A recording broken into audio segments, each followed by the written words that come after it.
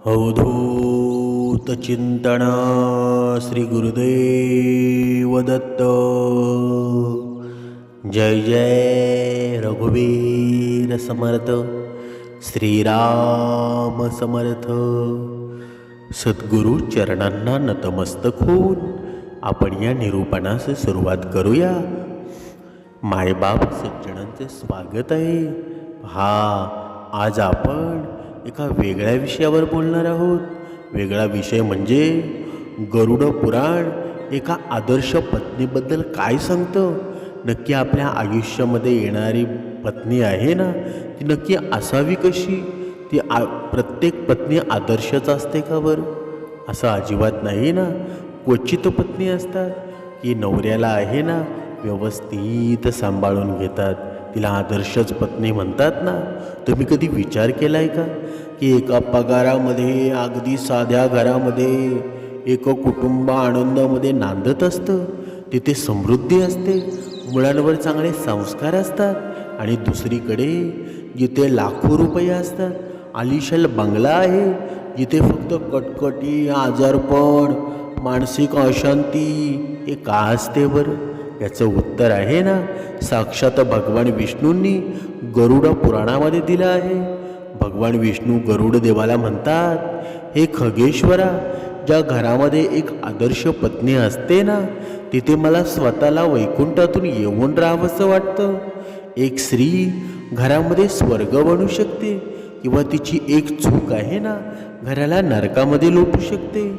आजचं हे निरूपण आहे ना, तुमच्या आयुष्यातील सर्वात महत्त्वाच्या जीवनाचा टप्पा ठरणार आहे. जर तुमच्या घरामध्ये अशा स्त्रीचा वास असेल ना, तर समजा वाईट दिवस आता तुमचे संपलेले आहेत आणि सुवर्ण काळ सुरू झालेला आहे. म्हणून या पूर्ण निरूपणातील प्रत्येक ओळ आहे ना, तुमच्या संसाराचं नशीब बदलण्याची ताकद ठेवते. म्हणून सद्गुरांच्या या कृपादृष्टी आपल्या आध्यात्मिक मनापासून जीवनामध्ये पडो, हीच मनोकामना आहे. बघा, आजकाल आपण पाहतो संसार खूप लवकर तुटत आहे. पती पत्नीमध्ये संवाद नाही, घरात लक्ष्मी टिकत नाही, मुलं ऐकत नाहीत. अनेक जण विचारतात ना, आम्ही खूप मेहनत करतो, खूप पूजाविधी करतो, तरी घरामध्ये शांती का नाही बरं? याचं प्रश्नाचं मूळ आहे ना आपल्या घरातील ऊर्जेमध्ये आहे. आणि घरातील ऊर्जा ही मुख्यत्वे करून घरातील स्त्रीवर अवलंबून असते. गरुड पुराण हे केवळ मृत्यूनंतरच्या प्रवासाचं शास्त्र नाही, तर ते यशस्वी आणि सुखी जीवन जगण्याचं एक मॅन्युअलच आहे ना. आज आपण पाहणार आहोत की ती एक आदर्श पत्नी कोण आहे, जिच्या पावलांनी प्रत्यक्ष लक्ष्मी घरात चालत येते. तुम्ही तयार आहात का हे सत्य जाणून घ्यायला? जर हो तर कमेंटमध्ये आताच लिहा, अवधूत चिंतन श्री गुरुदेव दत्त. बघा, पहिली गोष्ट म्हणजे कार्यशु दासी, घराप्रती असलेली अफाट दक्षता. गरुड पुराणामधील एका श्लोकामध्ये पत्नीचं सुंदर वर्णन करताना कार्यशु दासी हा शब्द वापरलेला आहे. म्हणजे याचा चुकीचा अर्थ घेऊ नका. इथे दासी म्हणजे गुलाम नाही, तर ज्या स्त्रीमध्ये घरापती समर्पण आणि सेवाभाव आहे ना, अशा स्त्री गरुड पुराण सांगतं की जी पत्नी सकाळ सूर्योदयापूर्वी उठते, आपल्या घराचा उंबरा स्वच्छ करते आणि देवासमोर तुळशीचा दिवा लावते ना, तिचं घर कधी दारिद्र्य राहत नाही. तुम्ही विचार करा, ज्या घरामध्ये सकाळी 11 वाजेपर्यंत झाडू लागत नाही, जिथे अन्नाचा अपमान होतो, तिथे लक्ष्मी राहील का बरं? कधीच राहणार नाही. ज्या पत्नीला माहिती आहे की माझ्या मुलांच्या तब्येतीसाठी काय चांगलं आहे, पतीच्या कामाचा ताण कसा कमी करायचा आणि घराला स्वच्छ कसं ठेवायचं, ती स्त्री आहे ना साक्षात अन्नपूर्णा असते. मित्रांनो, रोज सकाळी आंघोळ झाल्यावर उंबऱ्याला हळद कुंकू लावा. हे फक्त 21 दिवस सलग करून पहा. तुमच्या घरातील नकारात्मक शक्ती आहे ना कशी बाहेर पडते बघा, आणि घरामध्ये प्रसन्नता कशी येते हे स्वतः तुम्ही अनुभवा. नुसतंच कोणीतरी सांगताय म्हणून ऐकू नका, ते स्वतः एकदा तरी करा. दुसरी गोष्ट म्हणजे मृदू भाषिणी. बघा, लक्षात ठेवा, जिच्या वाणीमध्ये साक्षात सरस्वतीचा वास आहे ना. दुसरा अत्यंत महत्त्वाचा गुण म्हणजे मृदू भाषिणी. गरुड पुराण सांगतं, स्त्रीच्या जिभेवर साक्षात सरस्वतीचा वास असायला हवा. ज्या घरामध्ये पत्नी पतीशी, सासू सासऱ्यांशी आणि पाहुण्यांशी प्रेमाने बोलते ना, त्या घरामध्ये देवतांचा आशीर्वाद असतो. आजकालच्या धावपळीमध्ये आपण आपली भाषा विसरलो ना. कडू बोलणं, टोमणं मारणं किंवा सतत चिडचिड करणं यामुळे घराची वास्तू बिघडते. पण गरुड पुराण सांगतं ना की शब्दांमध्ये अफाट ताकद असते. पत्नीचं प्रेमाने 2 शब्द पतीचा संपूर्ण दिवसाचा थकवा दूर करू शकतात. तुमची वाणी ही तुमच्या संस्कारांची पावती आहे. रोज सकाळी उठल्यावर आपल्या जिभेला शुद्ध करण्यासाठी ओम सरस्वती महाभागे या मंत्रांचा किंवा अवधूत चिंतन श्री गुरुदेव दत्त हा जप आहे ना, किमान 11 वेळा करा. यामुळं तुमच्या वाणीमध्ये गोडवा निर्माण होईल, घरातील वाद संपतील. आता तिसरी गोष्ट म्हणजे पतिव्रता आणि आढळ निष्ठा. गरुड पुराण काय सांगतं बरं? पतिव्रता या शब्दाला आहे ना खूप मोठं वळय दिलेलं आहे. पतिव्रता म्हणजे केवळ पतीची आज्ञा पाळणं आहे का? तर अजिबात नाही. तर पतीच्या संघर्षात, त्याच्या कठीण काळात सावळीसारखं पाठीशी उभं राहणं. गरुड पुराण सांगतं ना की जेव्हा पतीवर संकट येतं ना, तेव्हा पत्नीची प्रार्थना हे त्याचं सर्वात मोठं चिलखत असतं. अशी पत्नी जी आपल्या पतीच्या दोषांकडे दुर्लक्ष करून त्याच्या गुणांना साथ देते ना, ती घराचं नशीब बदलते. जेव्हा एखादी स्त्री आपल्या पतीचा जगासमोर आदर राखते, तेव्हा समाजामध्ये त्या कुटुंबाची प्रतिष्ठा वाढते. स्वतः विष्णू म्हणतात, अशा पत्नीच्या चरणापाशी सर्व तीर्थे आहेत. दर शुक्रवारी देवी महालक्ष्मीची पूजा करा आणि पती पत्नीनं एकत्र बसून किमान 5 मिनिटे देवाचं नामस्मरण करा. यामुळं तुमच्यातील प्रेम आणि निष्ठा आहे ना, ती अधिक घट्ट होऊन जाईल.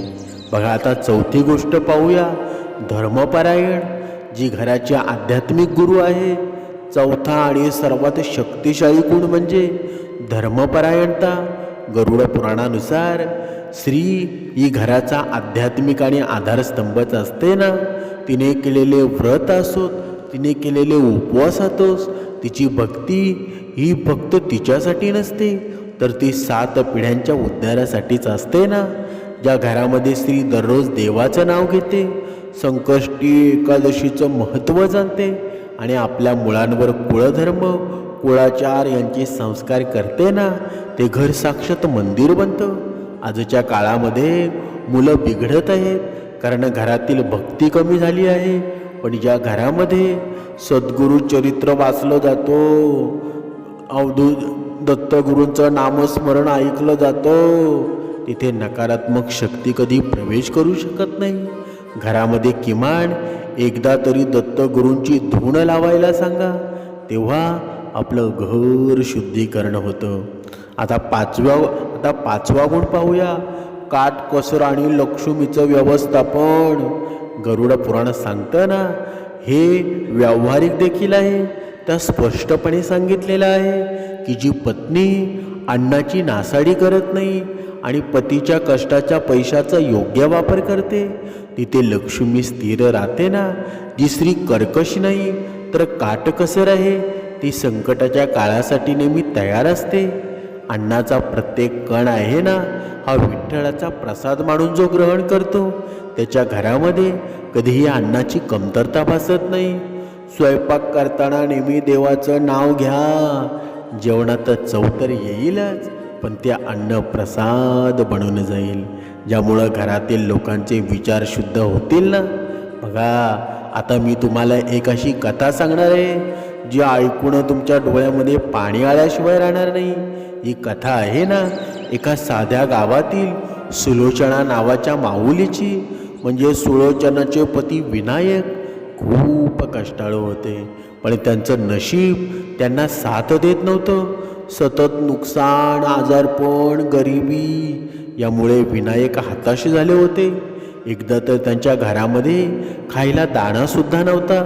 विनायक चिडून म्हणायचा, देवाला आपली काहीच दया येत नाही, सगळं संपलंय आता. पण सुलोचना शांत होती. ती गरुड पुराणातील या 4 गुणांनी जगत होती. तिने पतीला सांगितलं, धैर्य सोडू नका. जोपर्यंत माझ्या हातामध्ये हे मंगळसूत्र आहे ना आणि मुखामध्ये भगवंताचं नाव आहे, तोपर्यंत मी तुम्हाला काही होऊ देणार नाही. तिने आपल्या वाट्याचं जेवण पतीला दिलं आणि स्वतः पाणी पिऊन झोपली. रात्री सुलोचना देवासमोर रडली. तिने मनोभावे प्रार्थना केली आणि चमत्कार झाला. त्याच रात्री विनायक यांना स्वप्नामध्ये साक्षात गरुडदेवांचं दर्शन झालं. गरुडदेव म्हणाले, ए विनायका, तू खूप नशीबवान आहेस. तुझ्या नशिबामध्ये दारिद्र्य होतं, पण तुझ्या पत्नीच्या धर्मपरायण आणि पतिव्रता गुणामुळं तुझं प्रारब्ध बदललेलं आहे ना. तिची भक्ती तुझ्या संकटांना अडवून उभी आहे. दुसऱ्या दिवसापासून विनायक त्याच्या कामामध्ये प्रगती होऊ लागली. ही केवळ कथा नाही, हे सत्यच आहे ना.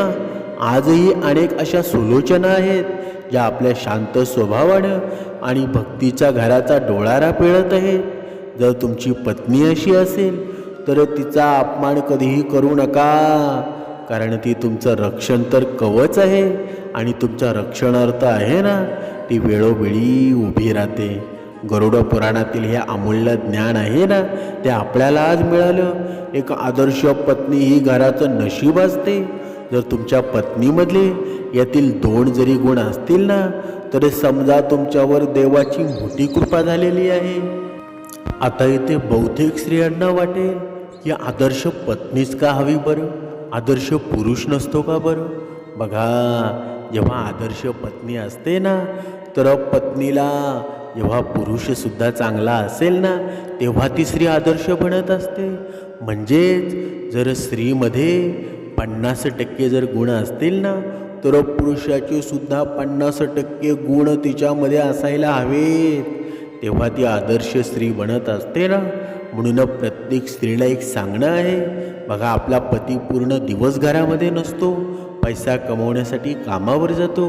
पण आपण जेव्हा घरामध्ये असतो ना, तेव्हा आपली मुलगी असेल, आपली मुलं असेल, बघा ती शिक्षण तर घेतच असतात, पण आपल्या मुलांवर संस्कार आहेत ना, हे फक्त स्त्रीवर अवलंबून असतात.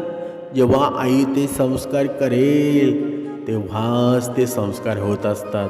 पण आता होतं काय, बघा कधी कधी आपल्या आयुष्यामध्ये असं होतं, आपली मुलगी आपल्या हाताच्या बाहेर नसते. हाताच्या बाहेर नसते म्हणजे काय, आपलं सर्व काही ऐकत असते, पण आतून काहीतरी शिजत असतं. तिच्या मोबाईलला रिंगटोन्स येत नाही, तिच्या मोबाईल सायलेंट असतो. कधी आपण आपल्या मुलाबाळांचा मोबाईल चेक केलेला आहे का बरं. काही गोष्टी आहेत ना, आईच्यासुद्धा चुकतात. आपण घरी आहोत ना, तर आपण या गोष्टी आपल्या मुलाबाळांच्या पाहायला हव्या. नाहीतर मग होतं असं की एखादा अनोळखा मुलगा पाहून मुलगी पळून जाते, मग आपण कुणाला तरी वेगळ्या माणसाला दोष देत राहतो. पण असं आपण जर अगोदरच सावध वागलो तर या गोष्टी घडतील का बरं, कधीच घडणार नाही. म्हणून प्रत्येक स्त्रीला सांगणं आहे, कोणती गोष्ट घडते ना, त्या गोष्ट घडण्या अगोदर आपण तो अगोदर विचार करायला हवा. म्हणून आयुष्यामध्ये आहे ना, आपल्या भरपूर संकट येतात. संकट आली म्हणजे त्याला घाबरून चालणार आहे का, अजिबात नाही. म्हणून जर आपल्या दोघांमध्ये विश्वास नसेल तर आपल्या मुलाबाळांमध्ये आपण विश्वास निर्माण करू शकतो का बरं, का अजिबात करणार नाही. म्हणून आपल्या दोघांमध्ये नवरा बायकोमध्ये अगोदर विश्वास निर्माण करा, आणि जेव्हा विश्वास निर्माण होईल ना, तेव्हाच आपली गाडी सुरळीत चालेल. आणि हा विश्वास निर्माण कधी होईल बरं, जेव्हा आपण एक भक्तिमार्गामध्ये असू, दत्तगुरूंची आपल्यावर कृपा असेल, छाया असेल, तेव्हा आपला संसारसुद्धा सुखाचा चालेल ना. तसा चालेल का बरं, कधीच चालणार नाही. बघा, आपण पाहत होतो आदर्श स्त्री तीच असते ना, जी प्रेम, विश्वास आणि साथ देते ना, नवऱ्याचा आदर करते, स्वतःचा अभिमान जपते, सुख दुःखामध्ये खंबीरपणे उभी राहते, संवादाचं नातं टिकवते, कुटुंबाची काळजी घेताना स्वतःचीही स्वप्न जपते, समजूतदारपणा, प्रामाणिकपणा, सहनशीलता तिच्यामध्ये खूप भरलेली असते. म्हणजे तसा आदर्श नवरासुद्धा असणं तितकंच महत्त्वाचं आहे. चांगलं नातं आहे ना, हे दोघांच्या समजुतीनं आणि आदरानंच प्रेमानं तयार होतं ना. बघा, आपण एका सुंदर अशा उदाहरणाद्वारे स्पष्ट करूया. एक गाव होतं आणि त्या गावामध्ये गणू नावाचा गरीब आणि प्रामाणिक शेतकरी राहत होता. त्याची बायको सीता खूप समजूतदार आणि कष्टाळू होती. घरात पैसा फार कमी पण प्रेम भरपूर होतं. एकदा दुष्काळ पडला, शेत वाळलं, धान्य संपलं. गणू खूप चिंतेमध्ये पडला. तो म्हणाला, आता आपलं काय होणार? सीता शांतपणे म्हणाली, काळ वाईट आहे पण आपण सोबत आहोत ना, मेहनत सोडू नको. दुसऱ्या दिवशी ती स्वतः गावामध्ये जाऊन लोकांची कामं करू लागली. कुणाच्या घरी भाकरी लाटायची, कुणाच्या शेतामध्ये मदत करायची. गणूही मजुरी करू लागला. दोघांनी मिळून संकटाचा सामना केला. काही महिन्यांनी पाऊस आला, शेत पुन्हा हिरवं झालं. गणूच्या डोळ्यामध्ये पाणी आलं आणि म्हणाला, सीता तू नसतीस ना तर मी हार मानली असती. सीता हसली आणि म्हणाली, संसारात पैसा नाही तरी चालतो, पण एकमेकांची साथ नसली ना तर काहीच चालत नाही. त्या दिवसापासून गावात लोक त्यांच्या प्रेमाचं उदाहरण देऊ लागले ना. म्हणजे जर आदर्श स्त्री जरी असेल ना, तरी त्या स्त्रीला पतीची साथ नसली तर तो संसार व्यवस्थित चालेल का बरं? कधीच चालणार नाही. म्हणून पती पत्नीला दोघांनाही सांगणं आहे, आपण जर एक पंथामध्ये असोल, आपण तर एक भगवंताची भक्ती करत असाल ना, तर तुमच्या जीवनामध्ये ताळमेळ राहील. एक करत असेल अल्लाची भक्ती, एक करत असेल माझ्या श्रीकृष्णाची भक्ती, तर दोघांचा गाडा जमेल का बरं? कधीही जमणार नाही. म्हणून आपण हिंदू आहोत ना, तर हिंदू देवतांची भक्ती करायला सुरुवात करा. हिंदुत्व आहे ना, आपल्या रक्तारक्तामध्ये आहे. म्हणून आपल्या जीवनामध्ये धर्माचं कार्य करा. आपोआप तुम्ही आदर्श होत जाल. तुम्हाला कसलीही चिंता होणार नाही. तुमच्या जीवनामध्ये सुख, समाधान सर्व काही मिळून जाईल. अवधूत चिंतन. श्री गुरुदेव दत्त.